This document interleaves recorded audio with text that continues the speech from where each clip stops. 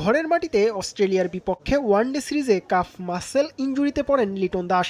Scan করে report দেখে BCB medical বিভাগ জানায় লিটনের ইনজুরি গুরুতর নয়, খেলতে পারবেন টি-20 সিরিজেও। দলের সঙ্গে চট্টগ্রামে গেলেও খেলতে না পারায় জিম্বাবুয়ে সফরের জন্য প্রস্তুত হন লিটন।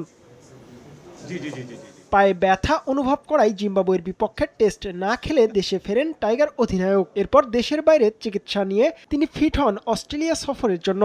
এই ইনজুরির গোলক ধাঁধায় লিটনের ম্যাচ আর বিসিবির বহু টাকা জলে গেছে। বলা হয়নি যে রিপোর্ট ঠিক ছিল না, রিপোর্ট ঠিক ছিল।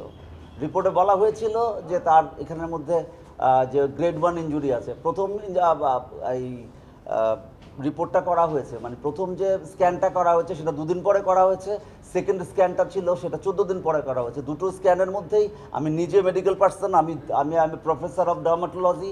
আমরা এগুলো লম্বা সময় ধরে দেখে আসছি, করে আসছি। আমি দায়িত্ব নিয়ে বলছি দুটো রিপোর্টের মধ্যেই ঠিক মতোই আসছিল। টাইফুন ফ্যাব্রিক কেয়ার,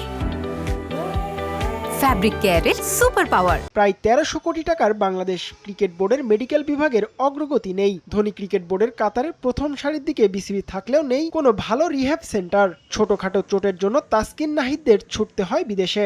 এবার মেডিকেল বিভাগকে ঢেলে সাজাতে চান কমিটির চেয়ারম্যান ডাক্তার সরকার মাহবুব আহমেদ শামীম। চেষ্টা করছি যে আমরা একটা sports medicine rehabilitation and centre of excellence তৈরি করা, একেবারে উন্নত বিশ্বের মডেলে যেটা করা দরকার সেটা আমরা ইনশাআল্লাহ আমাদের পূর্বাঞ্চলে যে বড় সেন্টার অফ এক্সেলেন্স গঠিত হবে, তৈরি হবে, সেখানের মধ্যে আমরা সেটা ইমপ্লিমেন্ট করব। ইমিডিয়েটলি আমরা একটা অ্যাম্বুলেন্সের প্ল্যান করছি। রিজিওনালেও চিন্তা করছি যে 5টা ভেন্যু আছে আমাদের এখানে, ওখানে একজন ডাক্তার, একটা ফিজিও, একটা ট্রেনার এরকম নিয়োগ করা যায় কিনা সে নিয়েও আমরা চিন্তা ভাবনা করছি। অনেক সময় খেলোয়াড়রা নিজের ইনজুরি লুকিয়ে মাঠে নেমে পড়েন, দেশের স্বার্থে খেলিয়ে দেন টিম ম্যানেজমেন্ট। এবার তা হবে না বলেই নিশ্চিত করেছেন বিসিবির মেডিকেল কমিটির চেয়ারম্যান। আমরা প্রোটোকল ব্রেক করেছি আগে। আমরা হয়তোবা কেউ একজন রিকোয়েস্ট করেছে আমাদেরকে যে এই প্লেয়ারকে একটু আগেই রিহ্যাবিলিটেট করা যায় কিনা। আমরা এই সমস্ত জিনিসে কম্প্রোমাইজ করেছি, আর কম্প্রোমাইজ করবো না। আমরা একদম পিওর মেডিকেল প্রোটোকল অনুযায়ী চলবে এবং আমাদের কথা ছাড়া কেউ কিছু করতে পারবে না। দ্রুতই বোর্ডের মেডিকেল বিভাগের চিত্র পরিবর্তন করে দিতে চান শামীম।